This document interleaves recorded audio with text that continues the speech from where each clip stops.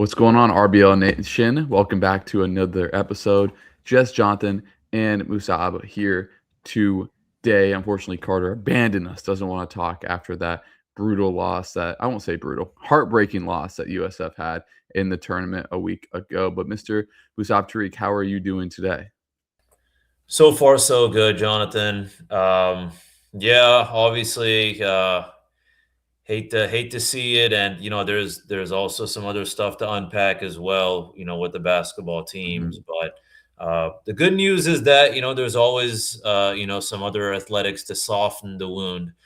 So yeah, man, always excited every single week to talk about some USF athletics, man. Because as always, there's always something going on. There's literally is no off season. Yeah, there is never a dull moment, but we will get to the departure and all the stuff like that and who USF hired. Everything moved very swiftly in the process, but first, let's talk about the game. Let's just wrap up. Let's just wrap up the season. So obviously, USF lost 83-79 to Louisville.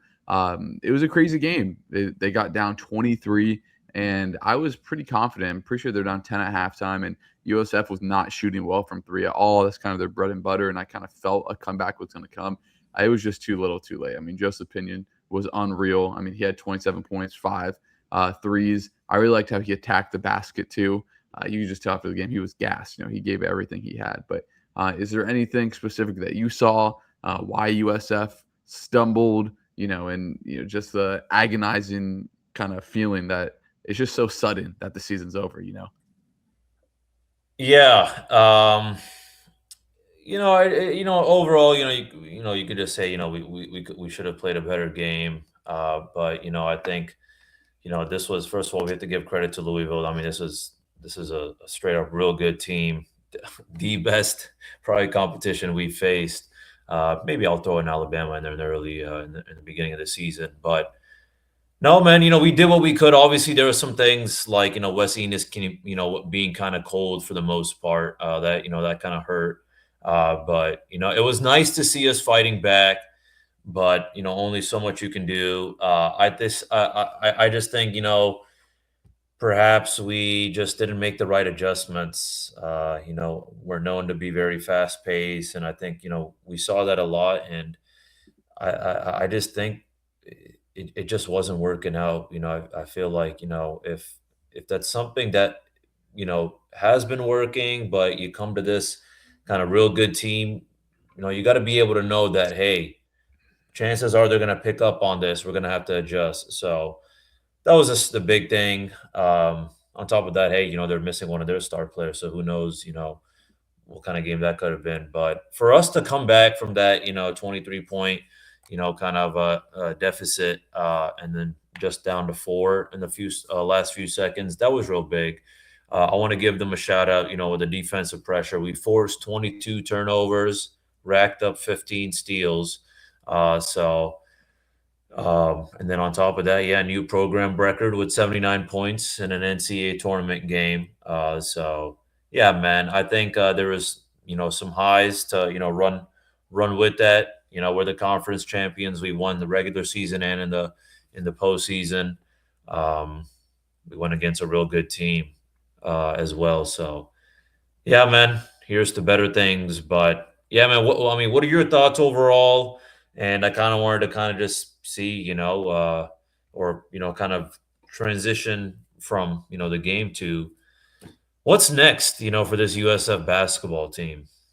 Yeah, to speak on the game for 1 second, it's pretty simple. Kind of what happened. It's Joseph Pinion had five threes. The rest of the team had zero threes. And you said Wes Enos wasn't very good. He was awful. He'll be the first one to tell you. I mean, he played his worst game of the season, and I wasn't even anything Louisville did because he was just missing open shots he made all year. But you can't be too critical of the guy that's basically led you there. He was the best player for the majority of the year. The feeling out process really stood out to me. I mean, Isaiah Nelson was really overwhelmed in the first 7 minutes of the game, and then he got his footing, and then he really took over the game in the last 12 minutes. So that adjustment period took a little bit longer than I thought it would for them.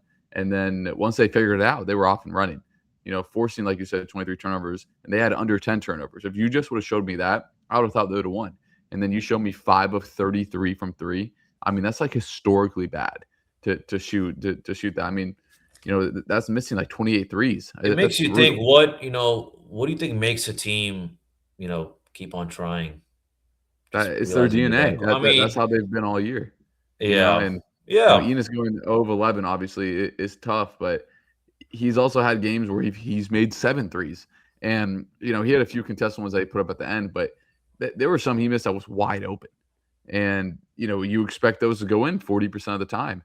And it just happens. It happens. yeah. You're playing in a hockey rink, a hockey arena, a place you've never been before. A lot of people talk about the overinflated balls at the tournament. A ton of stuff goes into it. And like we said, it's so sudden. You have one bad game and that's it. And USF had one bad game shooting from 3, and then all of a sudden that's it.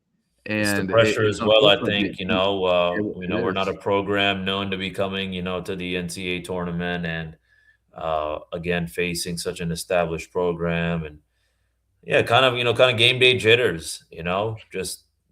Just even feeling a teeny bit off can really throw you off. So yeah, Yeah, man. and it's tough because it feels like a missed opportunity because USF was Sweet 16 good. They were good enough to be playing this weekend, which is tough. But they fought back. That was the impressive thing. They never gave up. And for a second there, you think they were really going to come back. And then Louisville hit 13 threes. That's about if you're just going to circle one part of the game, it's 13 threes to 5 made threes, and it kind of wraps up from there. But it was just a tremendous season for USF. I mean, uh, just football and basketball are just 2 dream seasons. I won't say dream because a dream season for football probably in the college football playoff, but from where they were, like we talked about 4 or 5 years ago to now, it's just tremendous. The steps that this program has taken. But when a mid-major like USF has success, it comes with consequences, unfortunately. And Brian Yeah, Hodgson has left USF to go to Providence.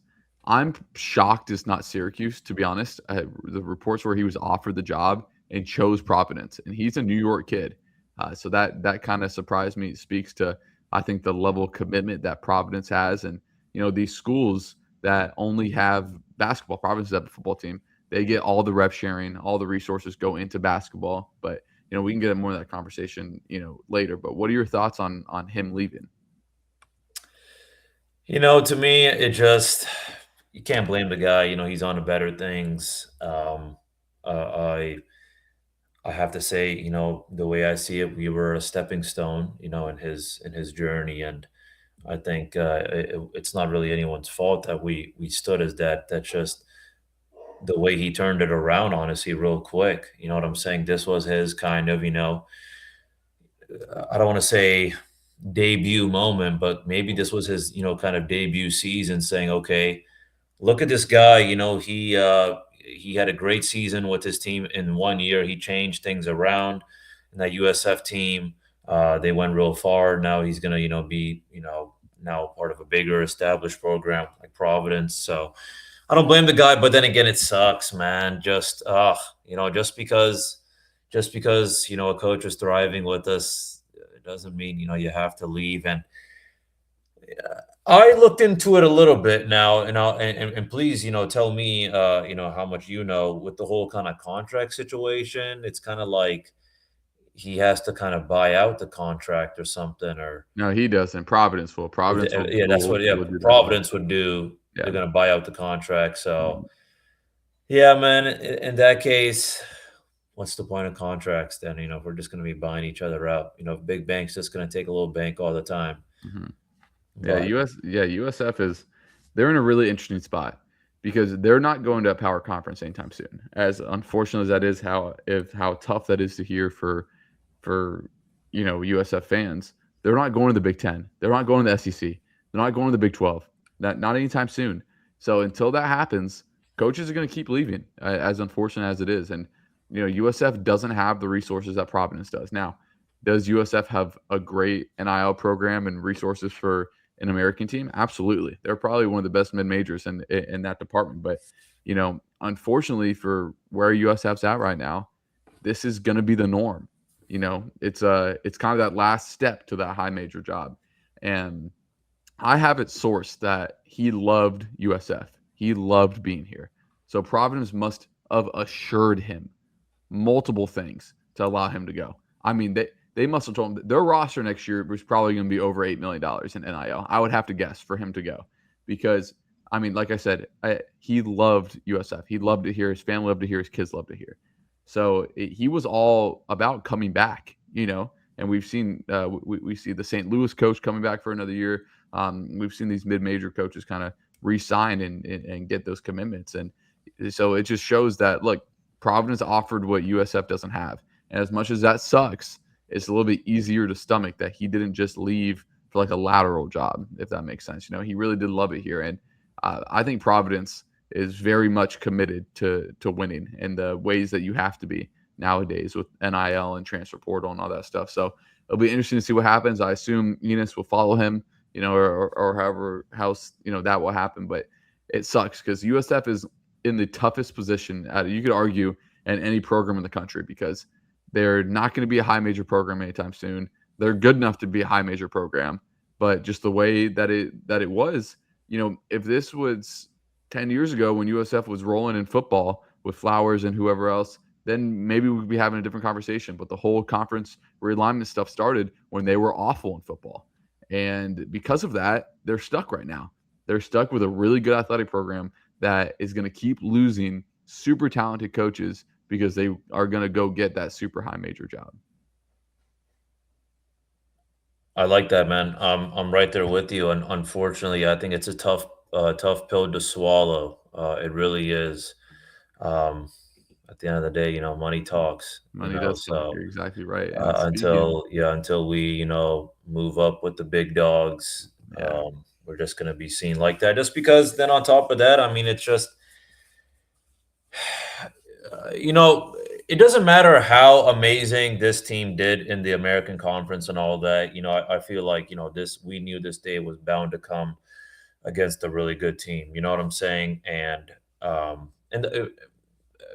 let me just get to my point, which is, we could say the same thing about like Tulane's football team. Wow, what a great season. They made it. They were the conference champions or whatever. But then, they go against, another conference, big dog, and they get run over. So that's just part of the game. You know what I'm saying? So until we have that, until we have continuity or longevity, yeah, we're just going to end up being, this is, I think, maybe our peak. Yeah. It's and just I don't even know if it's kind necessarily continuity. It's USF's in the American. I mean, that's what it is. Right. And the American is probably the best non-power conference in the entire country. But guess what? It's not the Big Ten, and it's not exactly. the SEC. That's what I'm saying. So yeah, I mean, we need. There's not going to be any sort of continuity if we're not in one of those bigger conferences. And the big question is, how does USF get into one of those big conferences? And I don't see the way that they do, honestly. Like USF is a better athletic program right now than UCF. But guess what? UCF was at their all-time high when conference expansion started. And if that was reversed, if we're 4 years ago, then USF would be in these conference in the Big 12 like UCF is right now.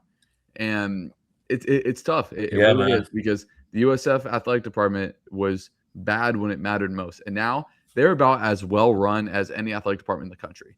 And that speaks to the people that people in it, but it's unfortunate because there's always going to be the bigger job, and it's unfortunate, man. It is really, really unfortunate. But you also look at some of these coaches that are, for example, like the North Carolina job is open, and you're like, okay, like they want Lloyd from Arizona. Arizona's going to win the national championship, and you're talking about that a guy might leave that to go to another school. So it's not just a USF problem, but it's hard to stomach for fans. But let's talk about who they hired because I like their hire. I do. I don't love it. I like it. And they bring in Chris Mack, who is the 13th head coach of the Bulls. And he has a career record of 323 and 153, 12 seasons of 20-plus wins under his belt. You'll know him best for bringing Xavier to a 1 seed, which is pretty insane that Xavier was ever a 1 seed. And then obviously he was the coach at Louisville, and he had number 1 rankings in the national polls at both of those schools. He was most recently at the College of Charleston, where he had back-to-back 21 seasons, the 2016 National Coach of the Year. Is known for elite roster building through the portal, which is huge in this era. Do you like the hire? What's your feeling? That he has huge shoes to fill. in this USF Bulls program.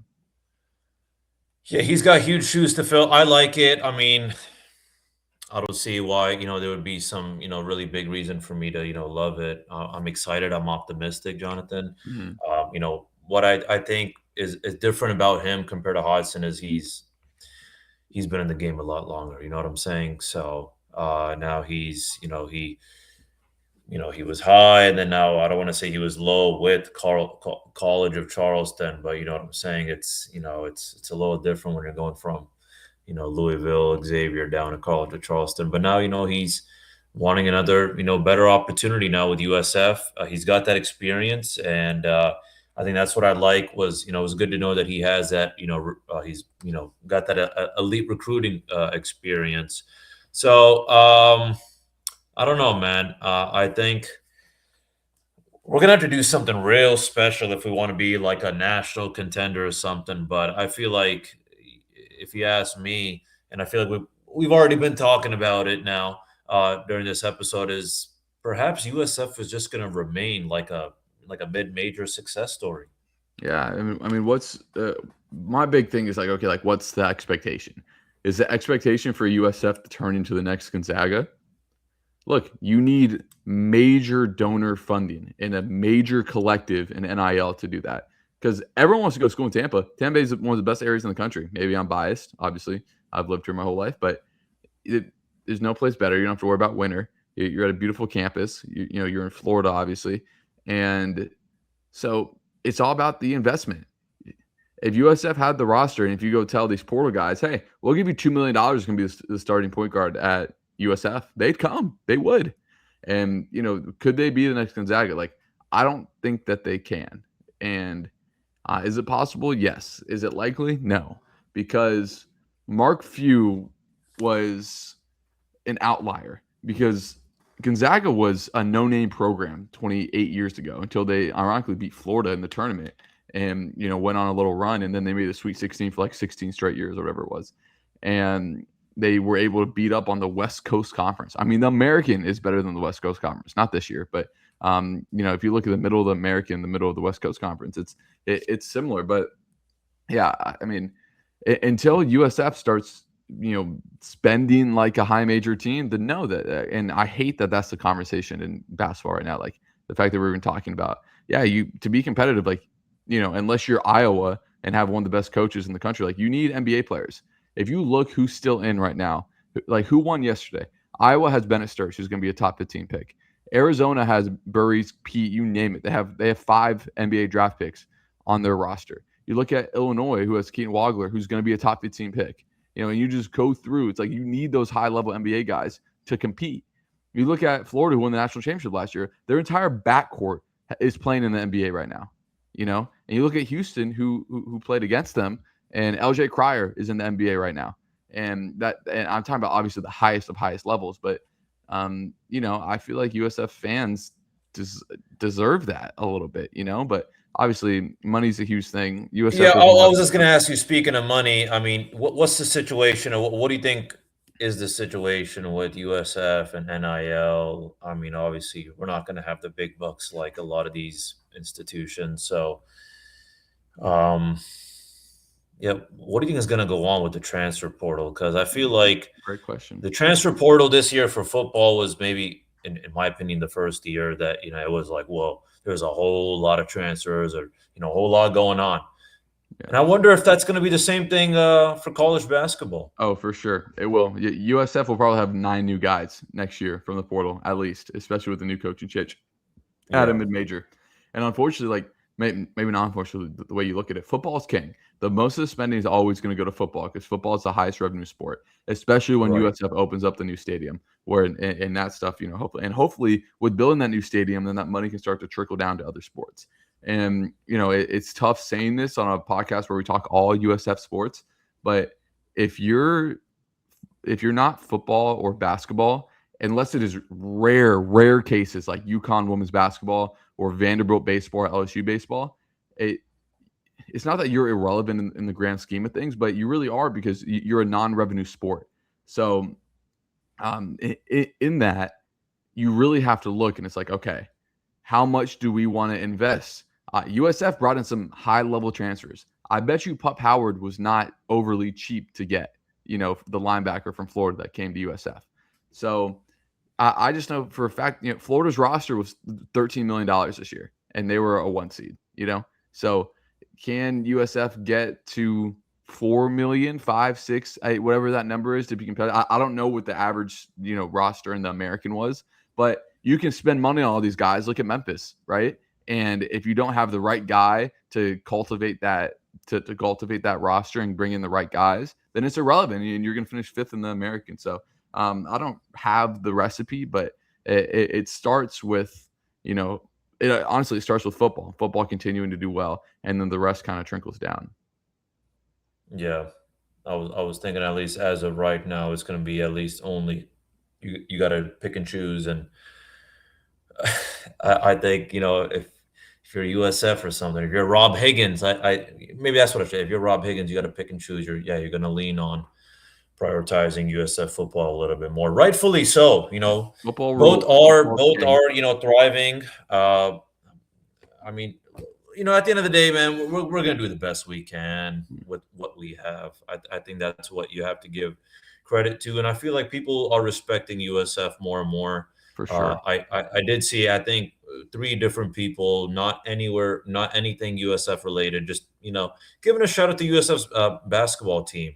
I saw it on Instagram, or I even saw someone like I think one of these big analysts said like four teams I'd like to actually surprise everyone. Okay. And Yes. it was like Akron, and then there was USF. I remember I saw that one. So Yeah. yeah, man.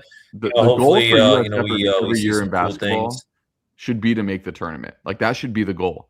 Now Yeah, that you've kind of tasted and had a roster this good, and yeah, one of the questions is like, does bringing in Chris Mack signal that USF is committed to basketball? Yes, it does. A guy that brought Xavier to a 1 seed, no one even knows where Xavier is in the country. I get that they're in the Big East or whatever. Like that is huge, huge.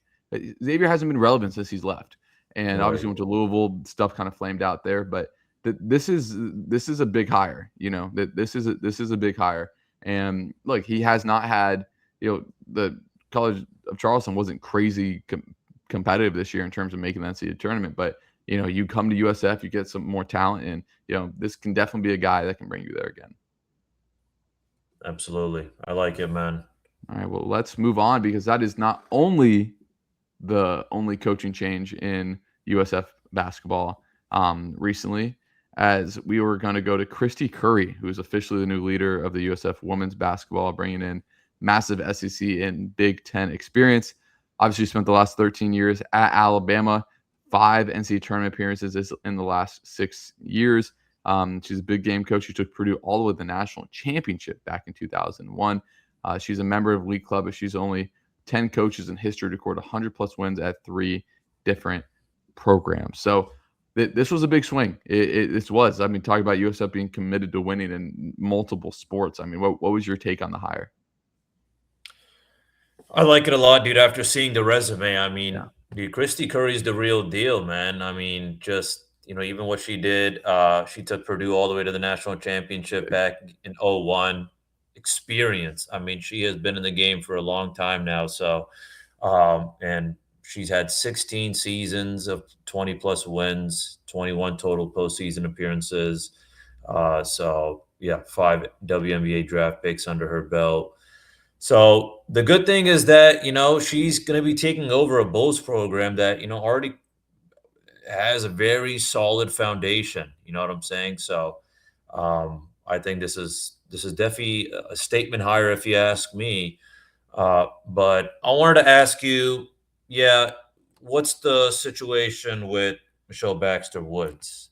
What do you think was going on with this? Because from what I was reading, I know that she wasn't taken into consideration. But what do you think made them not go in house and decide to go for someone like Christy Curry? I mean, you honestly couldn't go wrong with either. Yeah. But I wonder if the case was, one year of head coach versus many years. At the I end of the day, agree, she and was under and Jose it's wanting to Fernandez. be relevant. USF made the tournament 2 years ago. They were relevant and competitive this year, but not in the national kind of scheme of Hmm. things. And that's what the hire is all about. It doesn't mean the previous coach wasn't a great coach, did a great job this year. But you're talking about a coach that has multiple, I mean, what, 20 years of high major experience, almost 25 years of high major experience in coaching. I mean, that's huge. That's huge.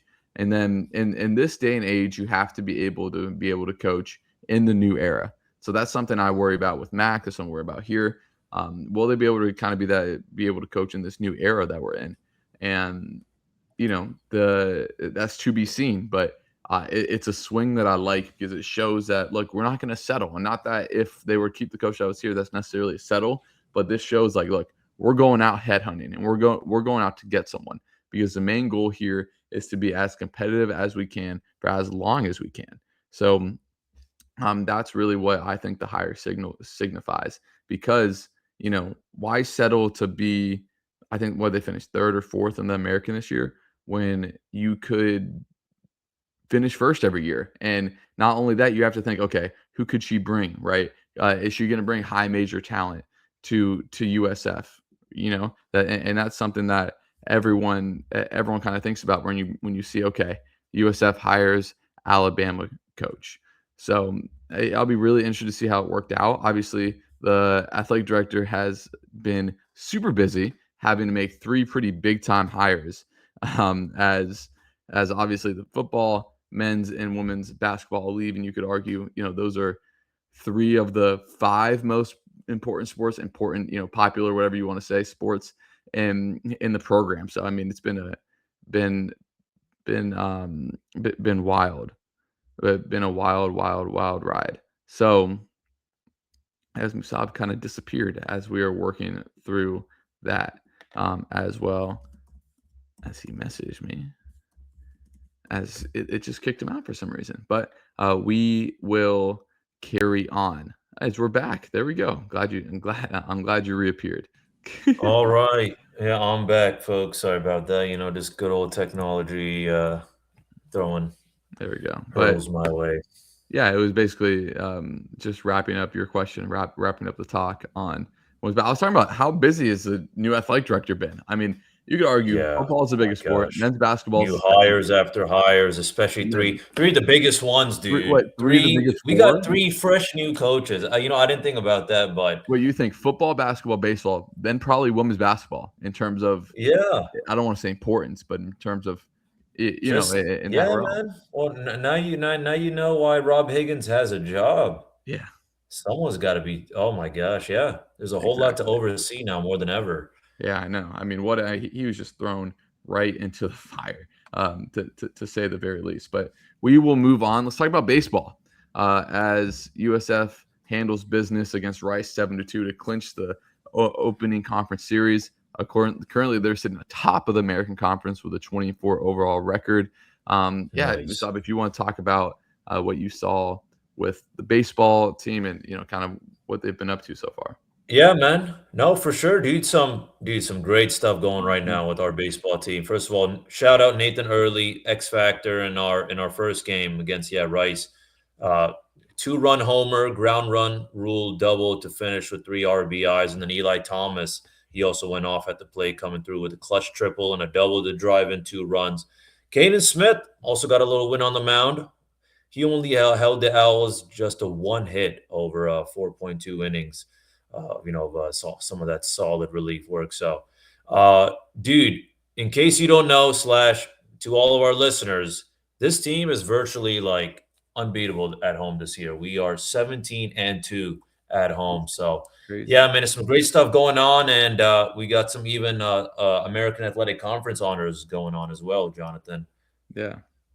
Yeah, they really do. As freshman Michael Sine is on a tear, as you kind of talked about how good this team has been. American Conference Pitcher of the Week for the second straight time. And obviously, when I think USF baseball, I think of Shane McClanahan and the talent that has kind of come out of there. So good to see that the pitching is staying strong. He was 1 out away from a complete game shutout against Rice. Had 9 strikeouts, only 3 hits. As Perfect Game officially named him the top pitcher for Saturdays. He's still undefeated with a 4-0 record on the mound, as they're climbing the national rankings, as they're currently 23rd in the country. I mean, what an athletic department, man. What a year. It couldn't really go any better, any better so far for the Bulls, as Early got some love too, earning an all conference honorable mention after stacking up 4 hits and 6 RBIs over this next week. But who do they have coming up next, Musab? Yeah, they got a midweek clash with FGCU, Florida Gulf Coast University. So they got that. They kept the momentum rolling with the little 7-3 midweek victory. Uh, Now they are 21-4 and have the top spot in the American Athletic Conference.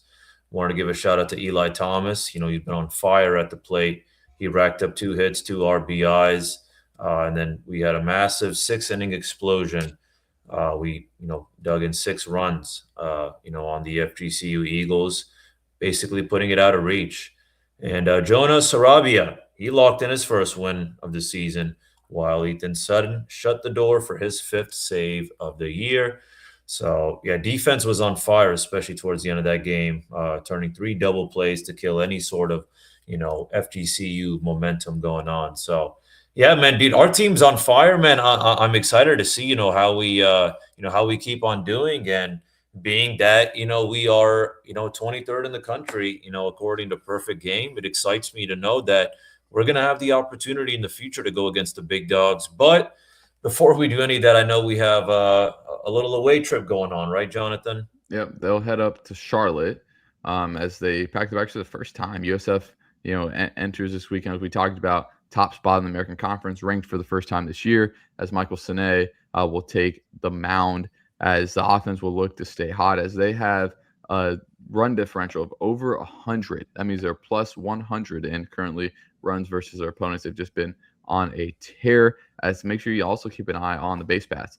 Jevin Relaford, a menace, ranking top 20 nationally with 17 stolen bases. Little Chandler Simpson-esque right there. As the series history is a dead heat at 4 wins apiece so far, a battle for the all-time lead.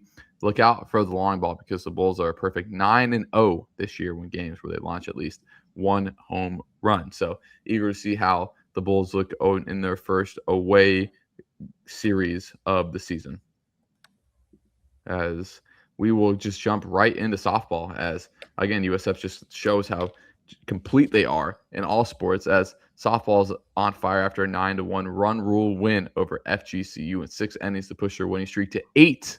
Say that one more time, 8 games, as Denai Brooks was the player of the game, season high 4 RBIs, going 2 for 3 at the plate. Bella Sardaja locked down her 5th win of the year after coming in for 4 innings of relief, as the bats were also fantastic. Multiple multi-hit performances. Alex Wilkes, Alexa Galangia, and Torrin Fulton and Brooks.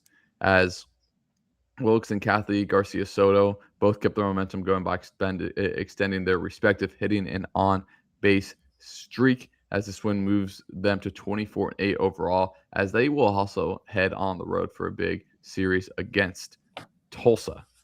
As Musabi, you want to talk about that one?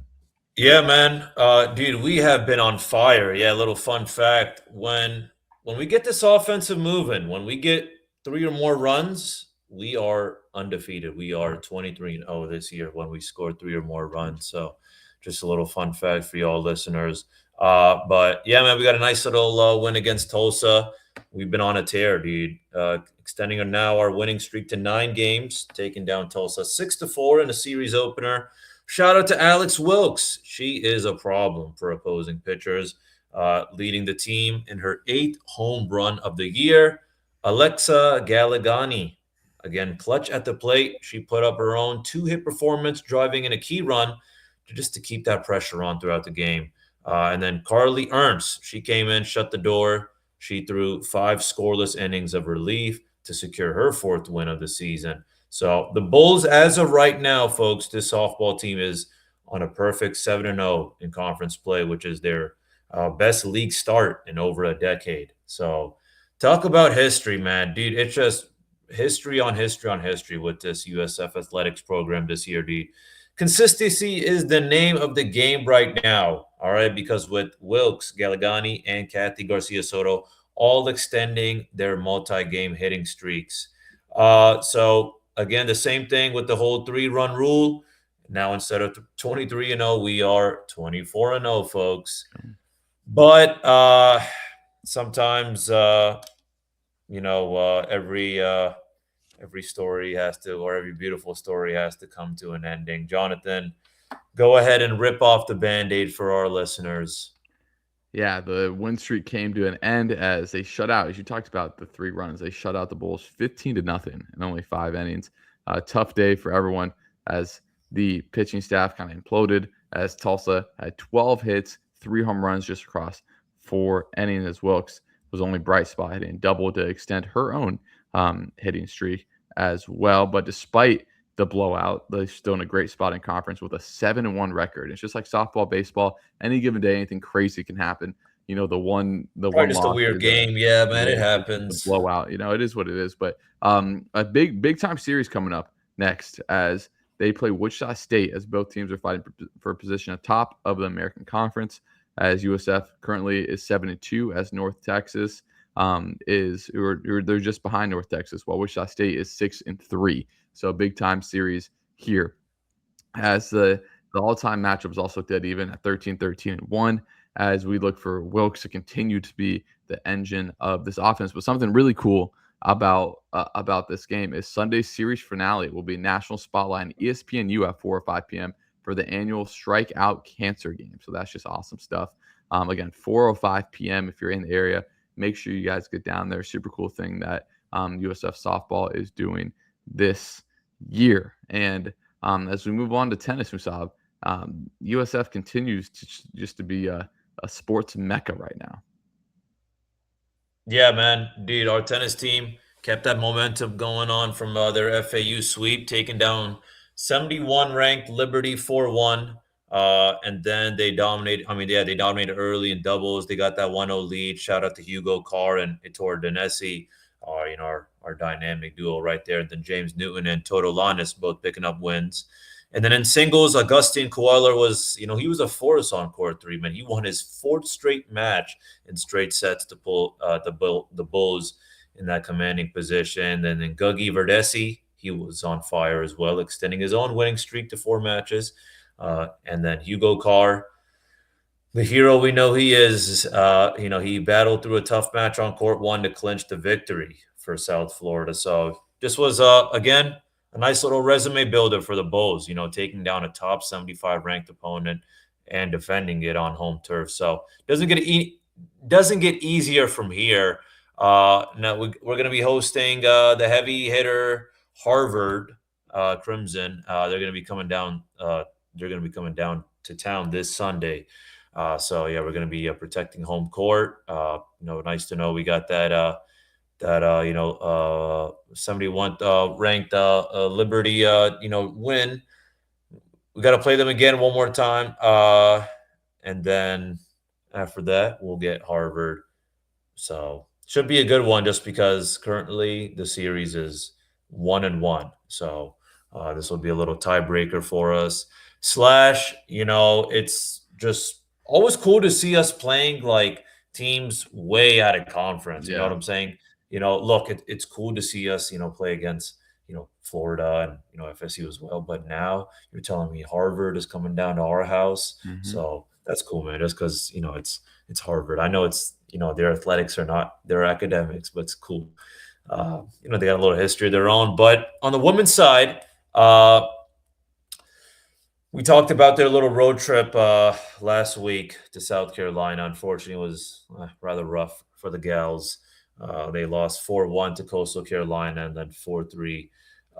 So it is what it is, but on to better things. But I wanted to give a shout out to Emily Drukarova.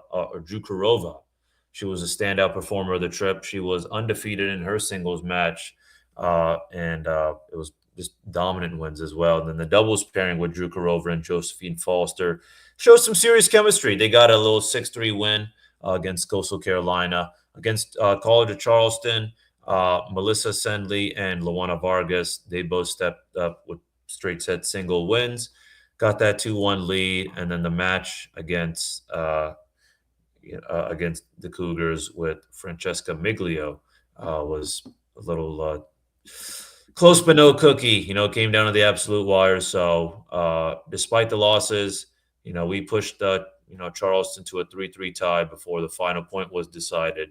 So now we are going to be back in Tampa. We're going to be hosting Brown. A little bit of that Ivy League action going on here. First Harvard. Now we got Brown coming down. Uh, but this upcoming Monday, it's going to be senior night. So shout out to our seniors, Durrani Nuroshan and Melissa Sendley. So, um, correction, it was actually this past Sunday, or not this upcoming Sunday. I wanted to, sorry about that. So it was a close battle, but we took a loss, Jonathan. Melissa Sendley went out in style on her big day.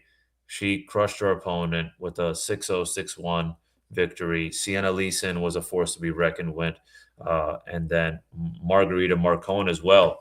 Emily Drukarova, she shows some serious ice in her veins coming out on top of a 10-8 super tie break on court 6 to grab that Bulls third point. But it was a game of inches with Margarita Marcone and Josephine Foster. They pushed their matches to 3 sets, but Brown managed to pull away. So, yeah, we don't have too much time to dwell on this, as we're going to be hosting Wichita State at 6 o'clock, or as I should be saying, as we speak, since it's 7 o'clock. So, yeah, they should be wrapping up soon. Excited to talk about hopefully an upcoming win. But yeah, man, we got some beach volleyball action starting soon. Jonathan, you want to tell us about that? Yeah, I mean they're have won 8 in a row. I mean, just absolutely cleaning up right now. They're going to play Sam Houston, followed by afternoon game against UTEP, and then tomorrow at 10:30 Sacramento State. In the morning they play UAB at 1. So their coach is really got them going in their first home stretch as members of this conference USA. So this weekend's a big opportunity for them to kind of protect their quote unquote home sand against a mix of from everywhere.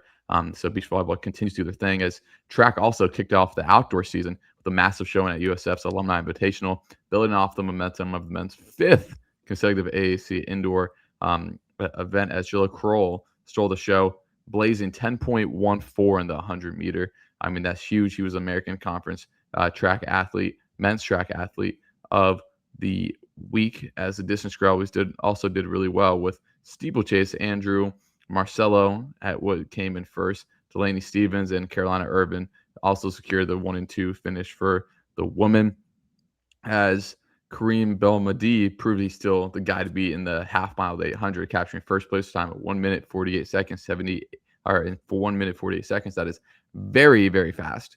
In the field events, Ella Dulce led the way, clearing in pole vaulting with clearing 3.7 meters. Again, that is very tall. It's over 12 feet. That's awesome.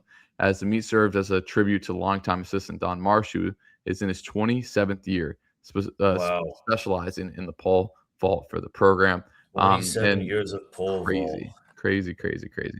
As the Bulls are setting up their sights on the biggest stages, the Florida Relays in Gainesville, April 3rd and 4th. So that is coming up next weekend as some of the top podium finishes, as we talked about, Jalil Kroll, Baldami, and then Marcelo and Stevens, who we all touched on. Just some really big time stuff. And lastly, we will touch on lacrosse as the USF pulled off a historic upset, taking down number 21 JMU 9-7 in a massive conference statement win. The highest RPI win against a ranked opponent ever in the very young history of the Bulls lacrosse, as Grisette was the star of the game, 4 goals, including the Oh dagger yeah, in the dude. fourth quarter to Oh steal it. yeah. If you don't know her name already, Elise Grissett. I know she's been Player of the Week or Mm-hmm. Attacker of the Week. I think once or twice in the past. Yeah, Musa, have anything to add as we wrap up here? As Musa, there we go. You're back. No, man. Just I was just thinking throughout all this time as we were talking, 5, 10 years ago, if I told someone about USF, I don't know if I'd be walking with my chest high, Yeah, and because I wouldn't blame them for not knowing USF. yeah, But I feel like times have changed, Jonathan. Dude, the way our athletic program is making they're noise lagging. all across, dude, just making history week after week, dude. I swear, it's like every single week there's something historic going on with this athletic program, whether it's our basketball team, baseball, lax, track, always something going on. So no, man, that's all I got on my end, man. I'm just so excited to be, talking about some, upcoming USF, wins next week, and excited to have Carter back as well, the iconic trio too. Exactly. That's what I like to hear. So if you guys made it this far, please leave a like, comment, and subscribe wherever you may be watching, listening, anything in between. For Musab and myself, Jonathan Shields, thank you guys so much for watching, and we will see you guys next week. Go Bulls. Oh, I guess that just stopped my video. So I think we can just leave. Yeah, because I think Eureka said he would edit it. Yeah, post. All right. Okay. Well, good stuff. I'll see you next week. Oh, yeah. All right, sounds good. I will. Yeah. I'm just gonna give him a heads up. All right, I gotta get out and eat. My food's getting cold. My mom. Oh, no worries, man. I'll leave you too, man. Yeah, if you wanna. I think at this point, big fish fry. But at this point, yeah, he can just cut out this part, of course. So yeah, man. Have a good rest of your night. Talk to you next week, dude. See you next week. See you. Yep. Thank you for tuning into this presentation by RBLR Sports. On your way out of the stadium, please remember to like and subscribe.